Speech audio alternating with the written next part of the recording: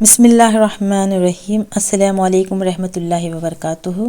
میں آپ سب اس میرے چینل رہنمائے دین و دنیا دیکھنے والوں سے گزارش کرتی ہوں کہ آدھے سے زیادہ لوگ جو ان ویڈیوز کو دیکھتے ہیں انہوں نے اس چینل کو سبسکرائب نہیں کیا ہوا ہے، تو میں ان سے دلی گزارش کرتی ہوں کہ اس چینل کو سبسکرائب کریں تاکہ یہ جو نیک کام ہو رہا ہے اس کا ثواب آپ کو بھی ملے، اور جزاک اللہ خیرہ۔ میں کچھ دنوں سے نیک بیویوں کے متعلق ذکر کر رہی ہوں، تو آج حضرت بلقیس علیہ السلام کا قصہ شروع ہونے جا رہا ہے۔ حضرت بلقیس علیہ السلام حضرت سلیمان علیہ السلام کی بیوی تھیں۔ حضرت سلیمان علیہ السلام کا دربار عظمت و شوکت اور فقید مثال جاہ و عظمت کے لحاظ سے مذاہب عالم کی تاریخ میں بہت بلند مقام رکھتا ہے۔ ان کے بعد یہ عظمت کسی بھی دوسرے فرمان روا کو نصیب نہیں ہو سکی کہ انسانوں کے ساتھ ساتھ وہاں جن اور حیوانات بھی حاضر ہوں۔ ایک روز حسب معمول حضرت سلیمان علیہ السلام اپنے دربار میں تشریف فرما تھے۔ تمام جنات، حیوانات اور چرند پرند بھی فوج در فوج موجود تھے۔ آپ نے جب اپنے دربار کا جائزہ لیا تو ہدہد کو غیر حاضر پایا، چنانچہ فرمایا کہ آج ہدہد اپنی جگہ پر موجود نہیں۔ حالانکہ اسے علم ہے بلا وجہ غیر حاضری کی سزا بہت سخت ہے۔ اگر ہدہد نے اس کے لیے کوئی معقول عذر پیش نہ کیا تو ہم سخت عذاب دیں گے۔ تھوڑی دیر بعد ہدہد ہدہد ایک پرندہ ہے، تھوڑی دیر بعد ہدہد آن حاضر ہوا۔ آتے ہی سخت باز پرس ہوئی تو انتہائی لجاجت اور انکساری سے عرض کیا، اے جن و انس کے بادشاہ، ایک نہایت ہی حیرت انگیز خبر لایا ہوں اور اسی وجہ سے مجھے دیر ہوئی ہے۔ حضرت سلیمان علیہ السلام کے پوچھنے پر ہدہد نے بتایا کہ یمن کے علاقہ سبا میں ایک ملکہ رہتی ہے۔ اللہ نے اسے دولت و عظمت، شان و شوکت، فوج و سپاہ اور تخت و تاج سے نواز رکھا ہے، اور وہ بڑے رعب و دبدبے سے حکومت کرتی ہے، مگر وہ خود اور اس کی قوم سورج کی پوجا کرتی ہے۔ شیطان نے ان سب کو گمراہ کر رکھا ہے، اور وہ خدائے واحد کی پرستش نہیں کرتے اور نہیں سمجھتے کہ سورج، چاند، ستارے، پہاڑ، سمندر، دریا اور زمین و آسمان کی ہر شے کا خالق صرف اللہ ہے۔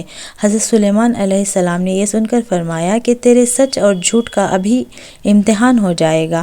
اگر تیرا بیان سچائی پر مبنی ہے تو ہمارے یہ خط لے جا ملکہ تک پہنچا دے، اور پھر وہاں اس خط سے متعلق جو ان سے بات چیت ہوئی ہے اسے سن کر ہمیں اطلاع دے۔ چنانچہ ہدہد حکم کے مطابق حضرت سلیمان علیہ السلام کا خط لے کر تیز رفتاری سے اڑتا ہوا ملکہ سبا میں پہنچا۔